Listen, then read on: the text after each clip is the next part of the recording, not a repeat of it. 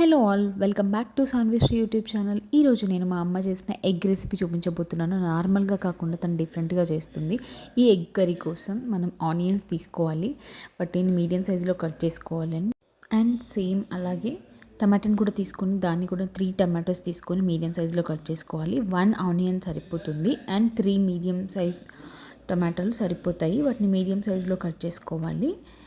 ఈ ఎగ్ కర్రీని మనం కట్ ఎగ్ కర్రీ కూడా అనొచ్చు, ఎందుకంటే ఎగ్ని బాయిల్ చేసి దాన్ని కట్ చేసి చేస్తాం కాబట్టి అలా కూడా పిలుచుకోవచ్చు మనం. కానీ ఇది చాలా బాగుంటుంది, ఒకసారి అయితే ట్రై చేయండి వీడియో మొత్తం చూసి. ఇలా బాయిల్ చేసుకున్న ఎగ్స్ని మీడియం సైజులో కట్ చేసుకోవాలి. అండ్ ఇప్పుడు స్టవ్ ఆన్ చేసేసుకొని కొంచెం ఆయిల్ వేసి, ఆయిల్ వేడయ్యాక పోపు పెట్టేసుకోవాలి. దానికి ఫస్ట్ ఇనిషియల్గా కర్రీ లీవ్స్ యాడ్ చేసేసి అండ్ పోపు గింజలు వేసుకొని కొంచెం పోపు పెట్టేసుకోవాలి. కొంచెం జీలకర్ర, ఆవాలు అవి చిటపిటలాడాక ఇప్పుడు ముందుగా మనం కట్ చేసుకున్న మీడియం సైజ్ ఆనియన్స్ ఉన్నాయి కదా, వాటిని యాడ్ చేసుకోవాలి. యాడ్ చేసుకొని మూత పెట్టేసి కలర్ చేంజ్ అయ్యాక కొంచెం మిక్స్ చేసి ఒక 1 టేబుల్ స్పూన్ అల్లం వెల్లుల్లి పేస్ట్ని యాడ్ చేసేసుకోవాలి. యాడ్ చేసేసుకొని ఒక 2-3 మినిట్స్ తర్వాత మళ్ళీ సేమ్ అదే విధంగా మనం కట్ చేసుకున్న టమాటాలను యాడ్ చేసేసి 1 స్పూన్ పసుపుని యాడ్ చేసుకోవాలి. యాడ్ చేసుకొని అండ్ కొంచెం అది ఒక 2 మినిట్స్ అయ్యాక ఇప్పుడు రుచికి తగినంత సాల్ట్ని యాడ్ చేసేసుకోవాలి.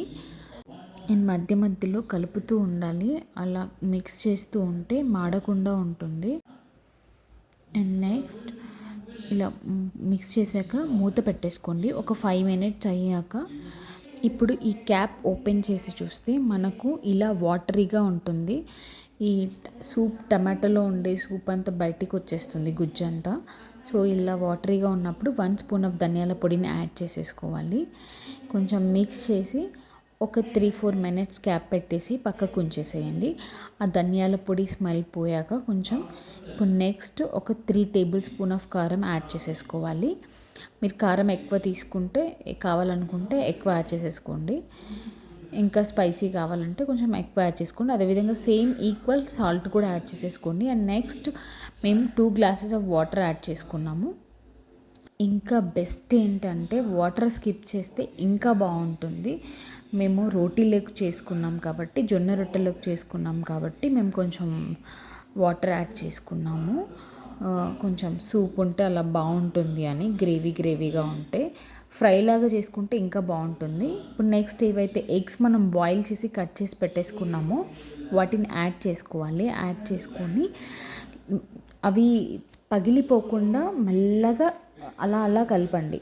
మరీ ప్రెషర్ ఏం పెట్టకండి, ఎందుకంటే ఆ లోపల ఉండే ఎల్లో ఉంటుంది కదా సోనా, అదంతా బ్రేక్ అయ్యే ఛాన్స్ ఉంటుంది. అది అవ్వకుండా కొంచెం స్లోగా కలపండి. అలా అవ్వకుండా క్యాప్ క్లోజ్ చేసి ఒక 10 మినిట్స్ తర్వాత బాయిల్ అయ్యాక ఓపెన్ చేసి ఆయిల్ బయటికి తేలాక ఇలా కొత్తిమీరతో గార్నిషింగ్ చేసుకుంటే సరిపోతుంది. అంతే, జస్ట్ అలా క్యాప్ పెట్టేసి కొత్తిమీరతో గార్నిషింగ్ చేసుకున్నాక ఒక 2 మినిట్స్ అలాగే పెట్టేసేయండి స్టవ్ పైన. 2 మినిట్స్ తర్వాత స్టవ్ ఆఫ్ చేసుకుంటే అయిపోయింది. వేడి ఎగ్ కర్రీ రెడీ అయినట్టే. కట్ ఎగ్ కర్రీ చూడండి, చూడడానికే కాదు తినడానికి కూడా చాలా రుచికరంగా ఉంటుంది. అమేజింగ్ కదా అసలు. ట్రై చేయండి. Thanks for watching. Please do like, share and subscribe. Bye.